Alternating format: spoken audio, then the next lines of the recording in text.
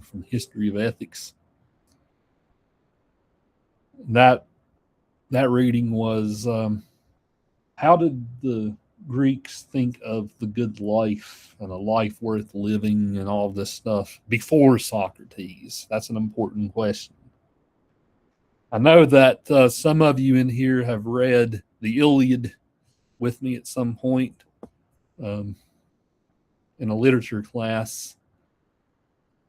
Jacob has, and Emily has, I know, at some point studied that with me. If you think about something like that or the Odyssey, these were Greek epic plays written before Greek philosophy was a thing. Those plays predate the written word, so naturally they predate something like Socrates. So, what did those cultures think of, or what did that earliest form of Greek culture think of as far as what is a life worth living? What is a good life? A year or two ago, I actually ran that McIntyre chapter through Chat GPT, and it actually made a handout that explains this. I have the handout up on our Moodle. I want to show it to you. The answer to this question pretty much lies in this, and we're going to kind of start class off today by putting this to the test. There's an ancient Greek. The Greeks had tons of different words for what they thought of as good behavior or the good life, a life worth living. And the main one that is worth discussing is this first word, agathos. Agathos. If you translate that into English, it means good and noble. But what this pretty much means is this: your ability, whenever you think back to your life at the end of the day, wonder to yourself, did I live my life well? It all comes down to how good are you at your occupation? How good are you at your occupation? Maybe in my case, my occupation is a professor of philosophy and English. Somebody else's profession might be maybe a medical doctor. Somebody else might be a nurse. How good are you at your, maybe another profession might be a soldier. How good are you at your job, your function in society? If you're really darn good at it, if you give it your all, you kind of excel over even all of your peers. That is what a truly good life is. There's the third term down here. I think it's eidos. I don't know why this thing blacked out certain letters, but I think it's eidos. That means shame. So if you are not fulfilling your function in some way, if you're failing at your occupation, that brings shame and reproach to you.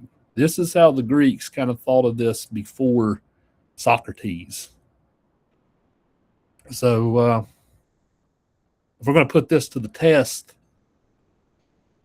I'm going to ask, now's the time to kind of defer to you guys for a minute. Let's think about certain occupations. Let's use a medical doctor as an example first. Okay, a medical doctor. There was even that show that was popular a few years ago called The Good Doctor, right? It had Norman Bates in it from from the Psycho reboot.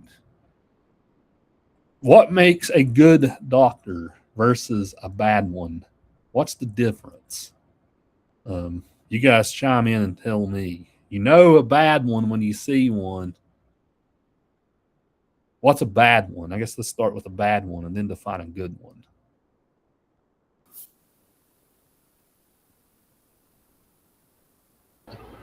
When a patient isn't heard and listened to thoroughly, I feel that's bad, and it happens far more than it should. Okay. So maybe the doctor thinks he or she knows more than the patient. Right? Right. This seems, even if the doctor does know more than the patient, uh, maybe it's almost even like the communication involved. Like, When they're like dismissive yeah. Mm-hmm. and just not actually concerned. I mean, sometimes you can sit like in an appointment or something and you have 5 things to discuss and they hear one of those things and then they like hyper focus on it and it's like, well, that's not really my main thing, you know. um, but yeah, when they're very like dismissive. Yeah, instead of making the patient feel heard, right? They makes them feels condescending, like I'm the one with the degree here, not you. That kind of vibe. So that's good. What else? What else? I would also like to chime in. I don't know if it's like applies to anyone else. My local hospital, we have a lot of like narcotics going around here, and a lot of times you'll go in and they will automatically like see you as a drug user, and they will not hear you out because their first question is, "Are you on any narcotics or anything?" Yeah, my mother run into that. She has to take pain medication for lupus, and when she had to go to a doctor and they asked her what her medications were, they made her feel like she was some kind of addict or something, even though it's prescribed to her legally. So that's an example of that, Olivia.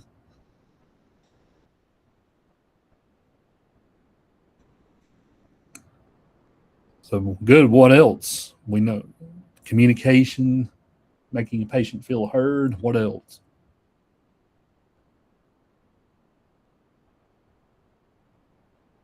Oh, what if you were a surgeon and your hand did that? Right. That's probably not good. You should probably give up your occupation if you can't hold a scalpel and correctly. So even something as simple as that, use function. Maybe even like ability to get out of your dogma, right? People get used to being in doing things a certain way. Maybe if a doctor has a patient they can't figure out, maybe one who's willing to learn, keep learning and researching, maybe something like that's a good one versus a bad one. What about a nurse? What makes a good nurse versus a bad nurse? We'll use that as an example too. A good one versus a bad one. Some of some of you in here are going to be going into that profession. So what makes a good one versus a bad one?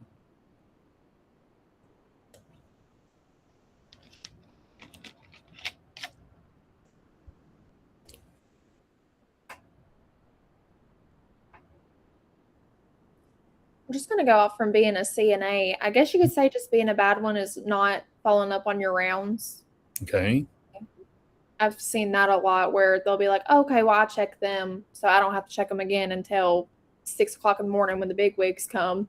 And then the patient's been laying in their own pee all night long. So I would say that's definitely bad, not keeping up with your patient or doing your rounds as you should. Sometimes maybe that can't be helped, like if there's understaffing or something. Luckily at the one I worked at, we were always covered, but that is true. But at the same time, like I just put myself in the position, like if that was my grandmother, I would not want that. Mm-hmm. So I could understand maybe a couple hours if you have other patients and it's just you on one floor, but there was multiple of us to where that shouldn't have happened. So in cases like that, if you are short staffed, you do what you can. But if you do have the people that can do it and they're just lazy and don't want to, I feel like that makes you a pretty crappy nurse. Right.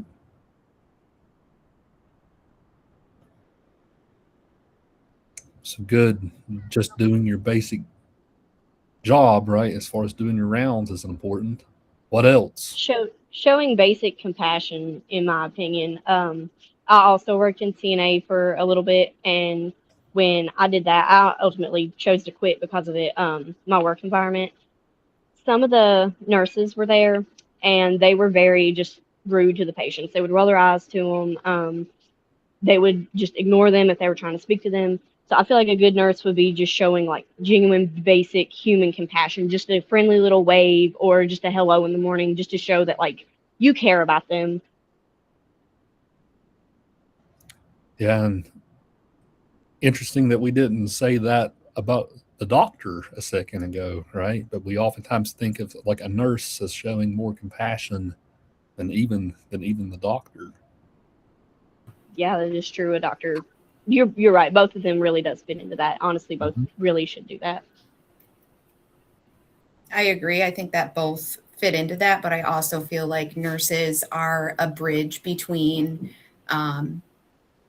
patient and doctor as well as family and doctor, so that there's, an understanding. But yeah, with the compassion, absolutely, um, towards not just the patient, but also, the guest or family member of the patient.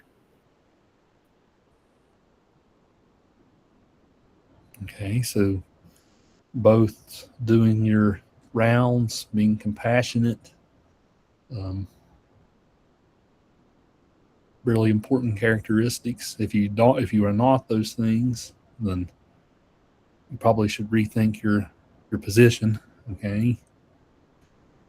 What about something like being a professor, like my occupation? You guys know them. You know the bad ones. What makes a bad one versus a good one? You're still early in the semester with me to call me a bad one, okay? But maybe some of you who've had me before be like, yeah. What do you all think? What makes a good one versus a bad one? What we're doing right now is what helps make a good one. Having conversation with one another. You're Mhm. not treating us just as if we're just here to listen to you and only you.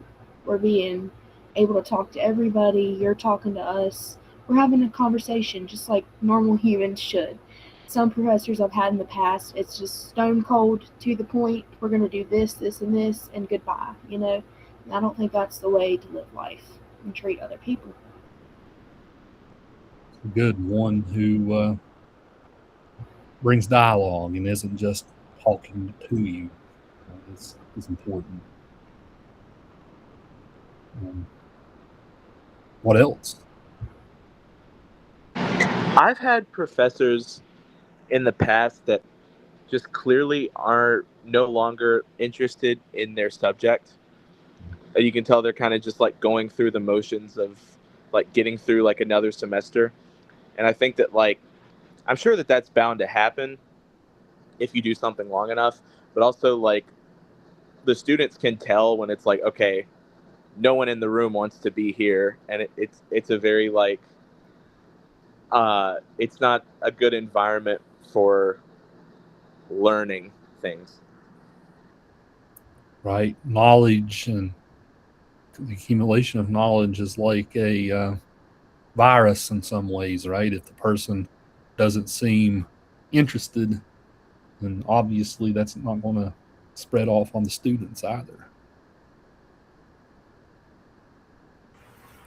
I very much agree with that because I think like I do mainly online classes, and I think that this is the only online class that I have that actually meets. Like Mhm. all of the other online classes that I have, they're all just like I'm going to post this and you go do whatever. Like as long as you get your stuff done, I don't care. So it like I feel like I don't stay as motivated because we're not meeting and talking about the stuff. Unlike like this class. Yeah, I've actually like the different like health professors and stuff because it's mostly you guys who are taking the class. They've all sent me messages. Jaeger, will you please offer this class completely online? Don't make it at a time where you meet. I refuse to do it. I refuse to do it because this is a class you can't learn philosophy without doing it and without talking, right? Yeah.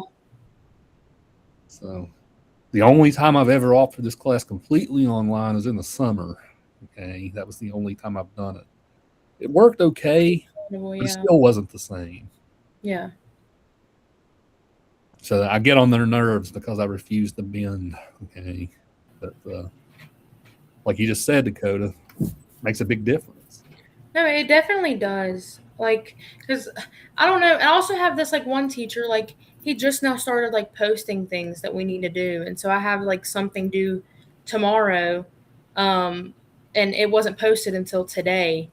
But it's supposed to do like it's supposed to be like a do things at your own pace type of thing, and so now I feel like rushed, but I can tell that it's going to be like a burnout type of thing. I always try to play devil's advocate and just keep in mind that most professors have the knowledge for whatever they're teaching, but they don't have teaching degrees. Yeah. Yeah. None of them went to school to learn how to teach and do that. So I always try to be mindful of that. Yeah. And but yeah, I have another one who literally, even though he posts the videos for class, he literally reads word for word the notes that he posts. And I'm like, there's no reason for me to sit here and listen to you recite the exact thing that you posted as the notes. Like, that's not beneficial. You're not even elaborating on the notes. You are literally reading word for word. And I'm like, I might as well just take it out of a book. So in a way, I also kind of feel cheated because like we're paying money for this and that's what we're being provided. And I understand it's a two-way street, but that's kind of ridiculous. Yeah. I see a lot more heads nodding. I know I can't see everybody's things, but yeah. So I appreciate that you will not do like 100% fully non-scheduled get together. Like that's a big deal. You know, everybody learns differently. And most instructors are not actually teachers. So try to be mindful of that. But it is a reach sometimes to get there with the professor. Yeah, they've already bullied me into doing the world literature class online, which I don't like to do that online either because you see how I run my room. But I refuse to bend for this one. You can't do philosophy. You guys know this stuff. I mean, when you take those kinds of classes, those discussion boards, do you really have meaningful conversations on those stupid discussion boards? No. I agree with you. You're the smartest guy since Socrates, right? You have more wisdom than even he did. His whole point is, I have wisdom because I know nothing, but you have wisdom even more than he does. You should not even have to take this class. You should be teaching this class. The discussion forums are nothing but empty hyperbole, okay? I don't even assign them. I hate them, okay? Some administrator will probably tell me I have to do it at some point, in which case I'll tell them, no. I have tenure, bite me. That'll be what I'll say. I'd say where I fall most short, again, I'm good. I like to think I'm good at having conversations. Where I sometimes fall short is timely feedback. I like to give great feedback. I like to put a lot of thought into it. But when they slam me with like 7 classes, I sometimes fail at giving it back in a quick manner. So you can add that to the list. What makes a good one versus a bad one? Sometimes I fail with that, and I will admit it.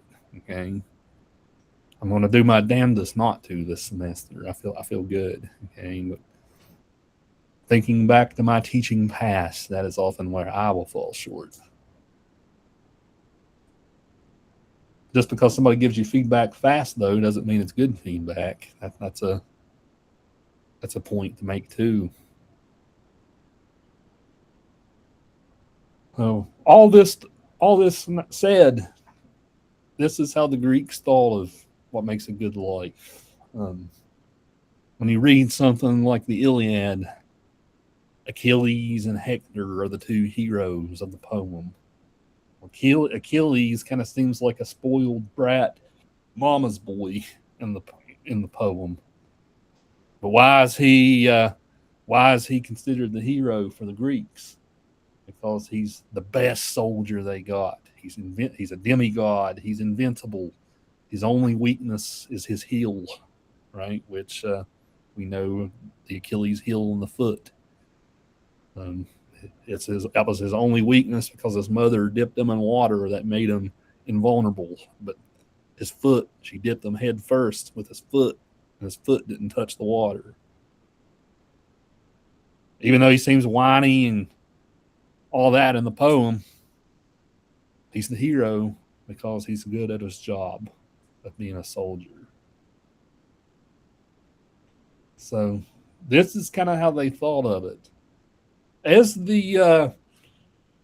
time went on, if you guys recall from last week, I mentioned some other philosophers, guys like Thales and Pythagoras, Parmenides, Heraclitus.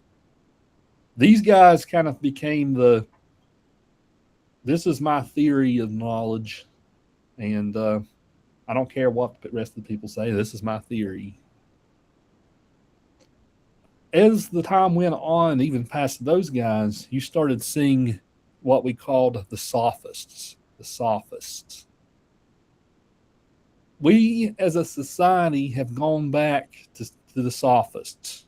Okay, the sophists are back and better than ever. Okay, what the sophists were a bunch of people who tried to sell knowledge as a commodity. Knowledge is a commodity. So these guys like to do stuff like, here's how to be a good public speaker. Here's a little self-help book about being a good public speaker. Here's how to live a good life. Here's how to, I don't know, probably tons of different books along those lines, right? Here's how to do this, this, and this. Here is how to be a more confident person, right? Self-help. In many ways, the sophists kind of gave self-help books and kind of sold them as knowledge. These guys kind of acted like they knew everything. They were these wise sages. They were the authorities. Don't ever question them because they know everything. I will sell you this book for $9.99, right? Come to my talk and I'll sell you this book after for $9.99. Those are the kinds of guys who started spreading all over, especially ancient Athens. You see a lot of this kind of stuff even today, like these people will design these like little self-help courses and stuff, even outside the bounds of a university setting.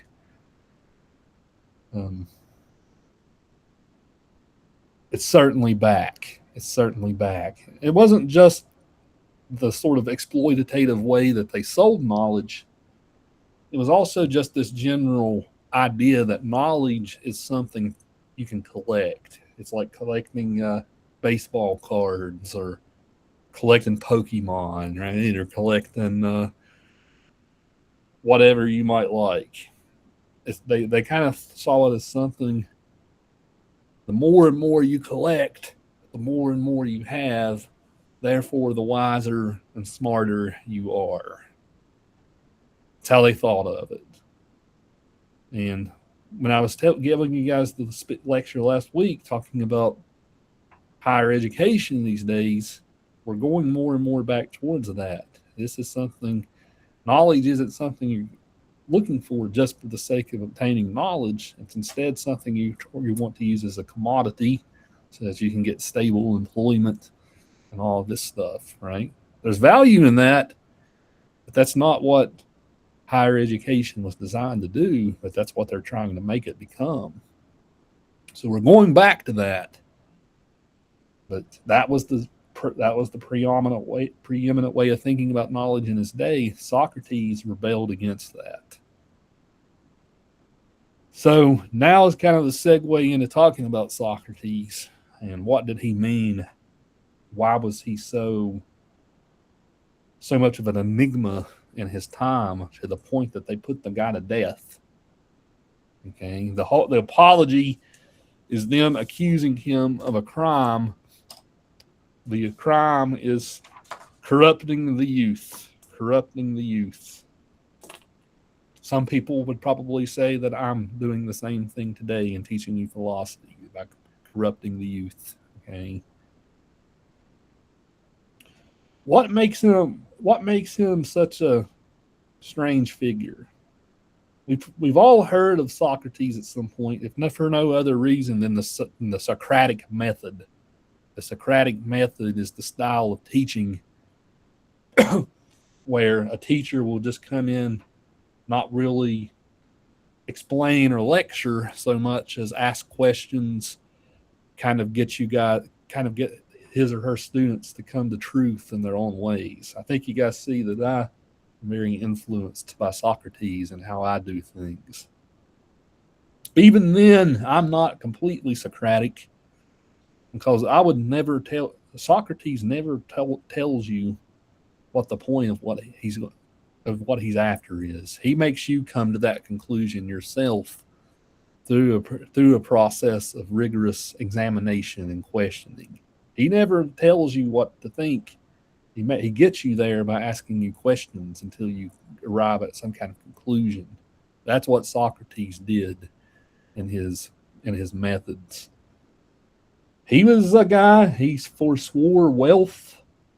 He forswore status. Think about how smart this guy was. He would have been a great lawyer. Okay. He could have argued anybody into a corner.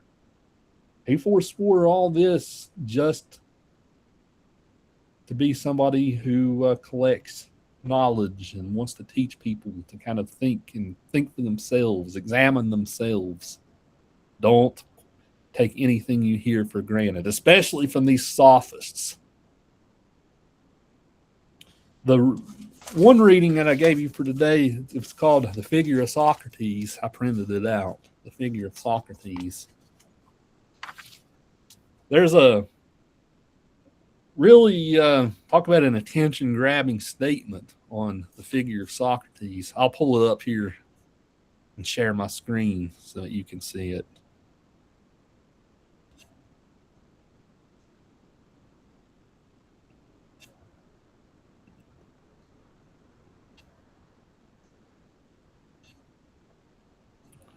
This sentence right here, talk about an attention grabber, talk about a bold claim.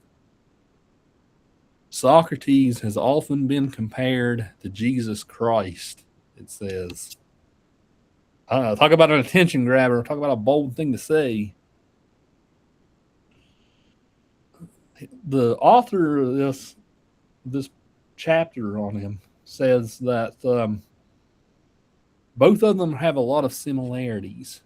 Both of them kind of went against the grain of their societies in the day. Neither one of them technically wrote anything down themselves. Everything we know about them comes from their disciples. The gospel according to Matthew, Mark, Luke, and John.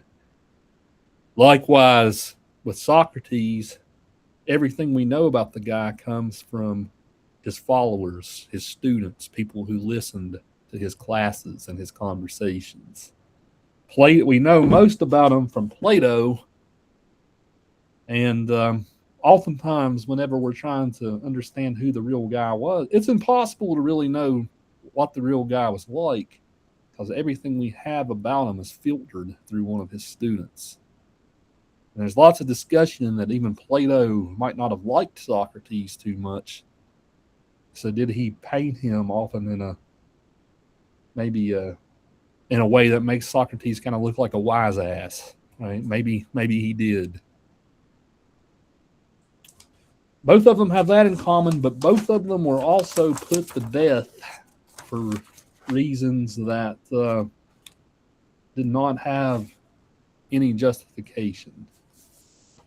And we know that they put Christ to death just because he was shaking up the establishment, the religious establishment of his day, with the Pharisees and the Sadducees. Right? He was making people see that these old dogmas weren't right. He said that he made the claim he was the Son of God. Socrates didn't go that far. Okay, he made the claim he was the Son of God. He's fulfilling the law, the prophecies in the Old Testament, so forth and so on. But did he really commit a crime, though? No. Likewise, Socrates did not commit a crime. All he did was make people ask questions, make people think for themselves. The difference between them, of course, is one of them, if you're a Christian and you believe Christ is divine, he's the Son of God, part of the Trinity. Nobody's making such claims of divinity about Socrates. Right? He was just a man. But part of this reading, there's some great points throughout it. We'll take a look at page 26. We'll reshare my screen. A couple of points. Then we'll look at the apology itself. These are just kind of introductory thoughts. Page 26. Where am I at? 24, 25, 26.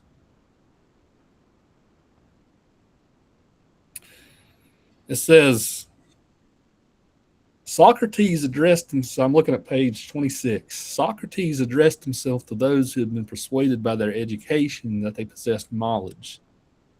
Prior to Socrates, there had been two types of such people. On one hand, there had been the aristocrats of knowledge, or masters of wisdom and truth, such as Parmenides, Empedocles, and Heraclitus, who opposed their theories to the ignorance of the mob. On the other hand, there had been the democrats of knowledge who claimed to sell their knowledge to all comers. These were, of course, the sophists. For Socrates' knowledge was not an ensemble of propositions and formulas which could be written, communicated, or sold ready-made. Big difference. I mean, it's kind of like what you guys were saying when we were talking about what makes a good professor. In many ways, like asynchronous online classes are kind of like that, right? Here's a course, it's already built, it's ready to be sold, ready-made. That's not what Socrates was about. At the bottom of the page, the author quotes Socrates, "How nice it would be if wisdom were the kind of thing that could flow from what is more full into what is more empty." Think about like if you, in the morning, when you get your pot of coffee together and you're pouring it into your cup.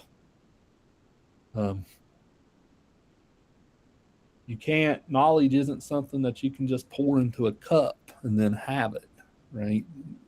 It's not a possession. It's not something you can put on your bookshelf. That was a bold claim for his day. And another point that the author kind of makes,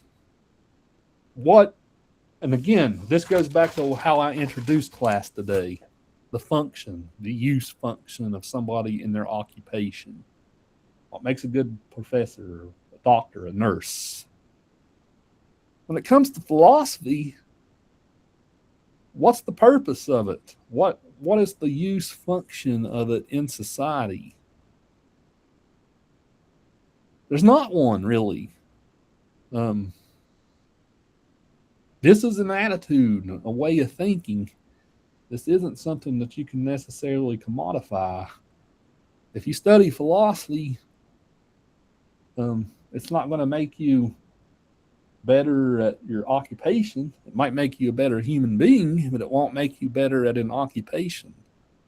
Whenever you think about somebody like a philosopher, we know what a nurse does. We know what a farmer does and what use they bring to society. I told you guys my English pays the bills for me, but philosophy is what I love to do. Okay. Philosophy doesn't pay the bills. So what's the point of somebody like Socrates then? What is the point of the philosopher in the society? I think this is a really funny metaphor. It says Socrates brought his interlocutors to examine and become aware of themselves. Like a gadfly, Socrates harassed his interlocutors with questions, which placed them in question and obliged them to pay attention to themselves and to take care of themselves. And then he gives a quote. The point was thus not so much to question the apparent knowledge we think we have as to question ourselves and the values which guide our own lives.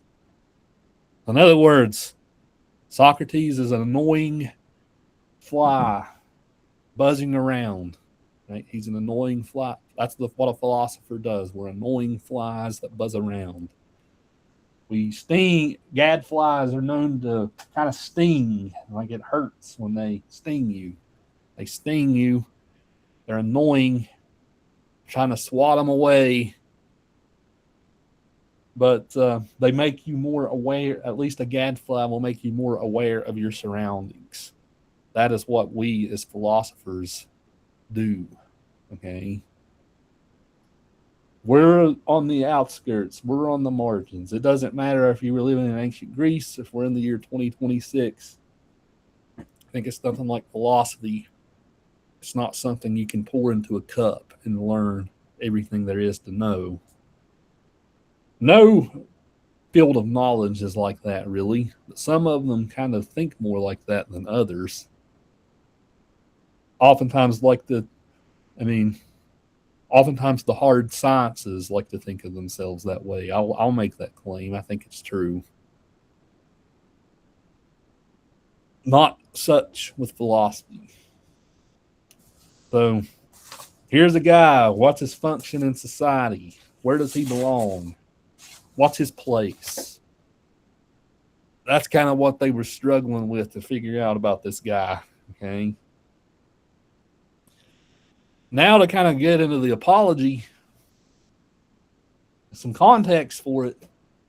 Socrates is 70 at this point. Okay, he's close to the end of his life.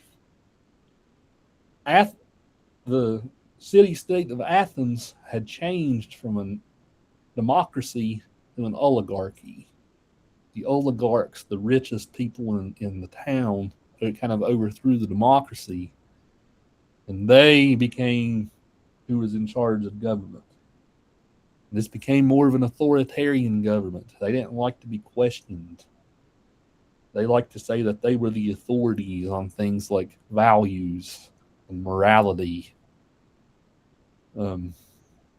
Meanwhile, here's Socrates over here asking questions. And oftentimes he does so in a way which shows that their government was unjust and tyrannical. Okay. So what happens then? They arrest the guy and they trump up some charges on him, corrupting the youth. And corrupting the youth, talk about something that seems vague. Corrupting the youth meant the death penalty. They charged him with the death penalty for doing such a thing. They did the very same thing to Christ, right, as the article said. Not corrupting the youth, but corrupting the faith mostly in his case. So the whole thing is kind of fun to read because the whole time he's making his accusers look stupid. That's what he's doing the whole time as you read it. He's showing how ridiculous they are in their claims. But he's also doing philosophy in his trial of whether he's going to be put to death or not. He's making everybody think about life's biggest questions while they're trying to put him to death. Talk about some stones, right? He had some. He's making everybody think about life's greatest questions while it's pretty much a lynch mob, right? He knows that they're going to put him to death no matter what. So he's like, you know what? I'm just going to make them think about what they're doing before they do it. This document, the apology, asks some of life's biggest questions beyond just ethics. What is knowledge? Is knowledge something you can pour into a cup? No. Right? He goes into that. The oracle. He goes to an oracle of one of the gods, the oracle of Delphi. And somebody goes to the oracle and asks, "Who's the wisest man in the world?" He says at one point in this. The oracle tells him, Socrates. Socrates is like, "What? How am I the wisest guy in the world? Why is the god saying I'm the wisest guy in the world?" Then he says he goes around to another guy who everybody thinks is wise, and he sees how stupid the guy is, how clueless he seems to be. He deduces from that, okay, if everybody thinks this guy's wise, what's this mean about me? I'm at least modest. I realize I don't know everything. So wisdom thus comes from knowing how much you don't know. Knowing how much you don't know. That is what true wisdom is. Okay. Nobody can collect it all on a shelf. Just because wisdom is almost something almost unobtainable in some ways. It's knowing how little you know. Just because we can't collect it all, like collecting 151 Pokemon, right? Just because we can't collect it all, does that mean that we should not pursue it? No, we should pursue it, even if we can't ever collect it all.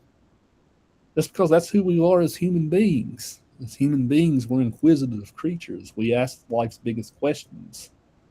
Some people are more prone to that attitude than others. Some people are more okay with accepting maybe what their parents tell them or what their teachers tell them or what their faith tells them. But not everybody. Even though we can't quite obtain everything, wisdom comes from knowing how little we do know. That is what true wisdom is. Pretty bold claim. What do you guys think of this idea? It takes place on page 9. The quote exactly is this: "The truth of the matter, gentlemen, is pretty certainly this, that real wisdom is the property of God. And this oracle is his way of telling us that human wisdom has little or no value. It seems to me that he is not referring literally to Socrates and has merely taken my name as an example, as if he would say to us, the wisest of you men is he who has realized that, like Socrates, that in respect of wisdom, he is really worthless." You guys think that's true? The smartest people kind of are modest and realize that they're not pretentious. They don't realize that they don't think that they're the smartest of people. Like they admit their limitations. That is what true wisdom is, more so than think about somebody who wants to flash tons of degrees or something, right? Like, look at me, look at all the wisdom I've gained. What do you think? What do you think of this idea? Wisdom is knowing how much you don't know. At the end of the day, I think it's just kind of ego. Like, I do feel like a lot of people that are rich don't go around, well, somebody that's rich typically isn't going to go around throwing their money around, but the people that claim to be rich will, buying stupid stuff and, oh yeah, I've got this much money and blah, blah, blah, but they typically don't, So it's just like that with wisdom, I'd say, I know a lot of people that don't seem like they would be as smart as they are, but they are genuinely probably some of the smartest people I've ever met. Mm-hmm. But they don't go flashing that around.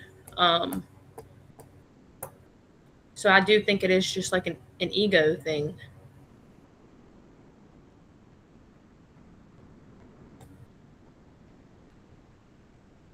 Yeah, very much agreed. For some people, it is an ego thing, certainly. Like, look at my fancy degrees, or look at all the awards I've won in my profession, or something like that. Yeah. I like to brag that I like to brag, but I've never won a teaching award. Okay, because I think people who probably win them, there's something suspect about them. I don't know. It's something I would never trust. Okay. Yeah. If I'm ever offered one, I might refuse it. Okay. But we know such people. We know the wise asses who really or don't know much. Like, we know people like that probably in our lives.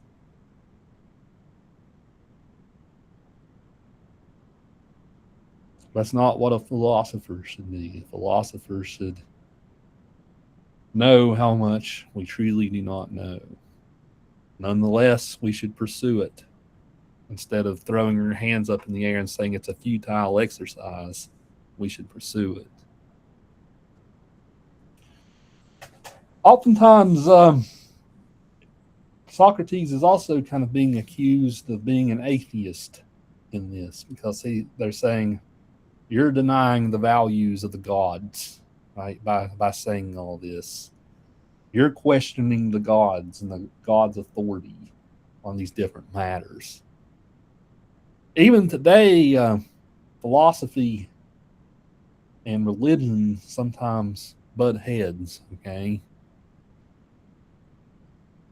you're questioning things that are being taught as dogma, as faith. That's not how the two. My point to make to you is the two aren't necessarily at odds with each other, as they're often painted out to be. Think about something like faith. Is a faith stronger if you just kind of take it blindly without considering it?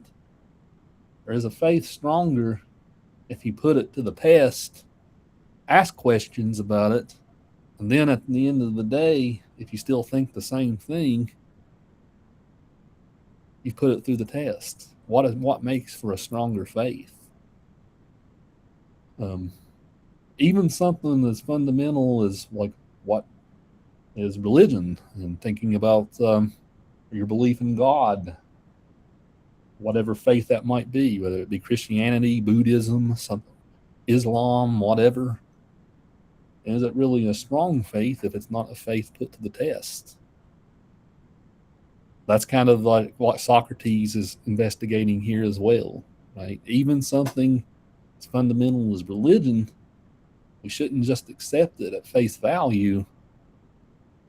We should put it to the questioning, and if it holds up to questioning, then it is stronger, and you thus have a stronger and more complete faith. So he's being accused of being an atheist against the odds of the gods. This is all taking place in ancient Greece, where they believed in the mythological gods. He's pretty much saying here, you know what? People at the end of the day feel the same after they go through this questioning, then I've done them a favor. I've made them stronger in their convictions. So, another thought worth thinking about. There's a film, like there's a film called, I don't know if you've ever heard of it, God's Not Dead. Have you guys ever heard of that film, God's Not Dead? It's a film about, there's a philosopher that we'll talk about later in the class named Friedrich Nietzsche, who made a claim God is dead. But that movie pretty much is making the case philosophers are bad people, right? Because we make you ask these questions that you should never question or take for granted. Well, the professor is like a villain who gives his student an F if he doesn't accept his view and all this stuff. My point being, that's not what we do as philosophers. Socrates certainly said so. What we do is make people come. If they come to the same answers at the end of the day, great. They have stronger conviction. We ask all the questions, whether people want to hear them or not. As he keeps going through the dialogue, he starts getting into some pretty heavy themes, mostly about death. Okay. Thinking about death, what it is, what does it mean? This is something that we're going to revisit. It's kind of funny. Here at the beginning of the class, we're visiting this theme. At the very end of the class, when we talk about medical ethics, we will also revisit the theme. What is death? What does it mean? What do we know about it? Is there an afterlife? These are all some of life's biggest questions. Okay. Still, to this day, we don't know. Will we, when our heart beats and our brain stops functioning, is there nothing but a void after? Will our spirit leave our body and go to heaven or hell? Will it be like falling asleep? We don't know. So here these guys are. They're threatening Socrates. They're even offering him an out here. They're like, you know what, man? If you just shut your stupid mouth, go and retire somewhere nice, let's live out the rest of your days, stop annoying people. We won't do this. We won't put you to death. They use the fear of death as a way to almost try to scare him to shut up, to be put in his place. He's like, that's funny. How dare you do that to me, okay? I don't know what death is. I don't know what it's going to bring. If you yourselves want to put that on me, that's on you. I'm not going to let the fear of what I don't know dictate my actions. What I can control right now is upholding my values and my convictions. Those values and convictions are ask questions. He even kind of says he thinks that's his place. He thinks that's what God put him on earth to do, is be an annoying person who asks questions. How dare you try to shut me up with the threat of death? I would be a coward if I bowed to that, he said. This is pretty close to the end of the readings, looking at around page 15. I would be a coward if you did that to me. I don't know what it is, so why should I be afraid of it? That is knowledge. That is wisdom. Admitting when you don't know. Okay. What would be a really bad aspect of my life would be if he shut me up. I'm not going to do it. I'm not going to sacrifice my values and my convictions to do that. The Zinger quote is at the top of page 23. The Zinger. This is the little gold nugget that Socrates taught at the top of page 23. He says, if I said that this would be disobedience to God, and that is why I cannot mind my own business, you will not believe that I am serious. On the other hand, I tell you that to let no day pass without discussing goodness and all the other subjects about which you hear me talking and examining both myself and others is really the very best thing that a man can do, and that life without this sort of examination is not worth living, you will be even less inclined to believe me. So that sentence, life without examination is not worth living. That's his main point here. A life where we don't ask these big questions, where we don't test what people have taught us, values, morals, convictions, even faith. A life where we don't do this is an unexamined life. And for Socrates, he couldn't stomach the thought of it.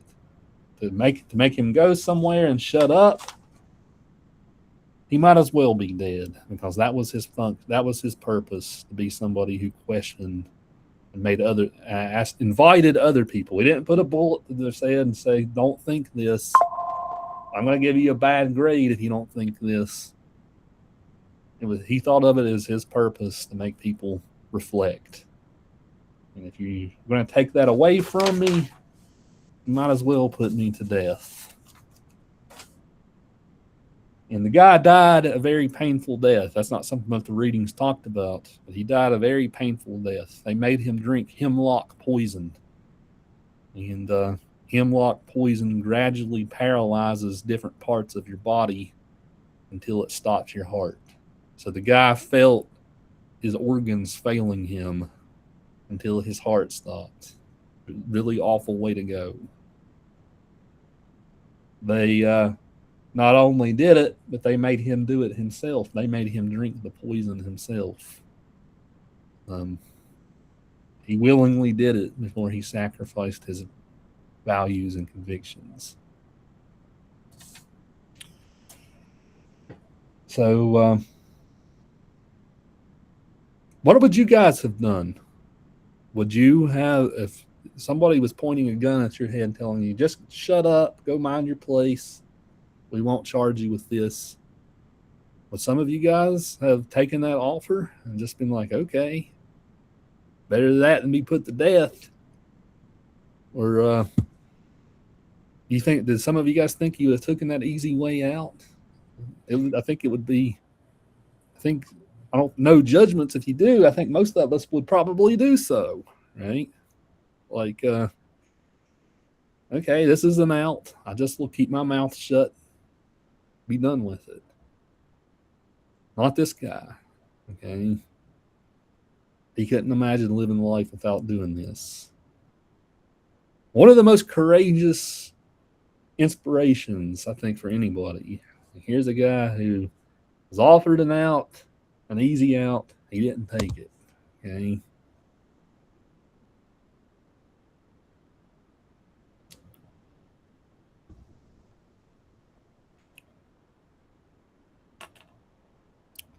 So, let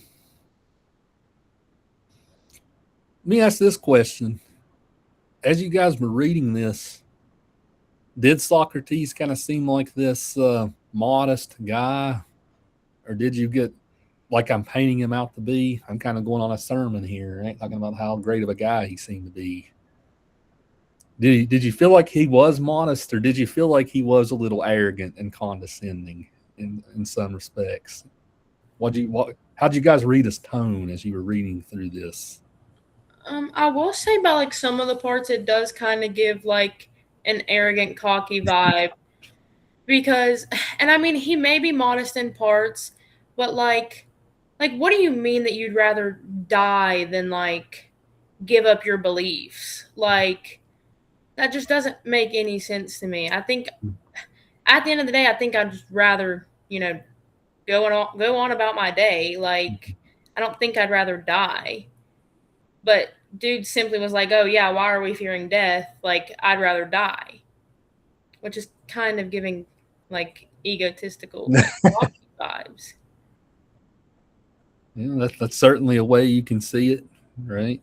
Maybe he does think he knows better, right? So he's making himself a martyr, you could say. Or maybe he's just that stuck on holding up to his beliefs. I mean, saying there's no reason to fear everyone. Isn't there a famous painting with this? I feel like I assessed this last semester in a painting for some reason. I'll pull it up.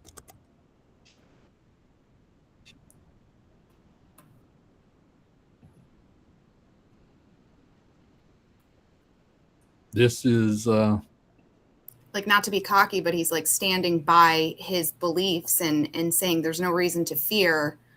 If this is what your belief is and you hold to it. Is that the painting you're talking about, The Death of Socrates? Yes, I had to do a whole assessment thing on that last semester. What did you say about it? I don't remember. It was in and out. Yeah, there he was. The hemlock poison was slowly spreading through his body. He still got his fingers up, right? Mm-hmm. Giving his spiel.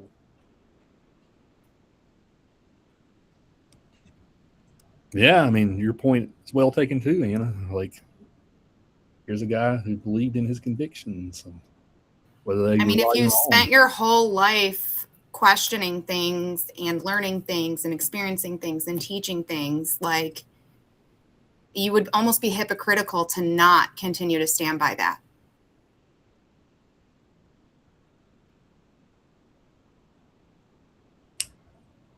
Yeah, well said. I saw Emily. I saw you nod. Do you agree with Anna's point there? Yeah, I was actually going to say before she commented that what a more admirable way to go than to stand by your beliefs that you've taught pretty much your entire life. It would be, like she said, hypocritical of him to back away from it when death is at his door, you know?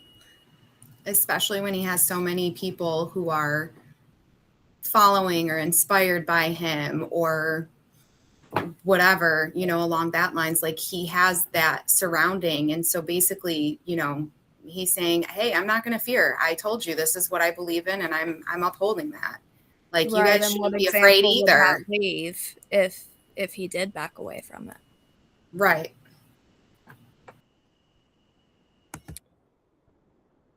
Yeah, and this very thing. I mean, it might in your guys' lives, it might not be as something as dramatic as somebody threatening to put you to death for upholding your values or your convictions.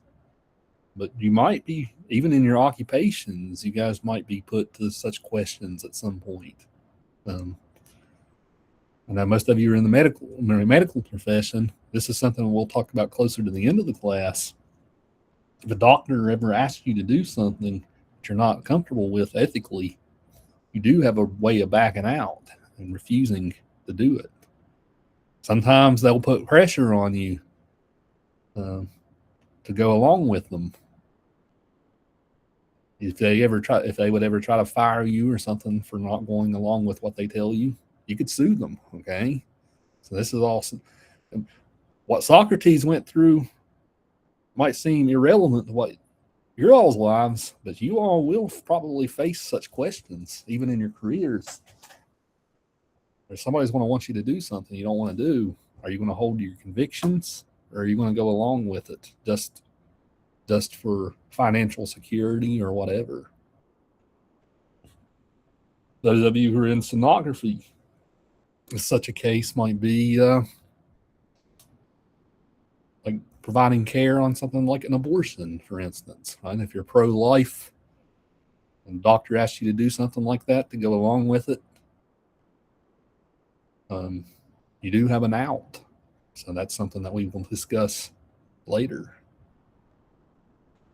Socrates seems kind of irrelevant. Will we ever get to such a dramatic place where something like this would face us? It won't. You guys will all come to crossroads at some points in your careers. I hope whenever you do, you reflect back on what we discussed here in this class today, right? Just because we're all put to such trials at some point. I'm put to those quite often. Like whenever here I am at the end of the semester, right? I'm so ready to be done. I faced this a couple of semesters ago. I'm so ready to be done. The second to last paper I read was plagiarized.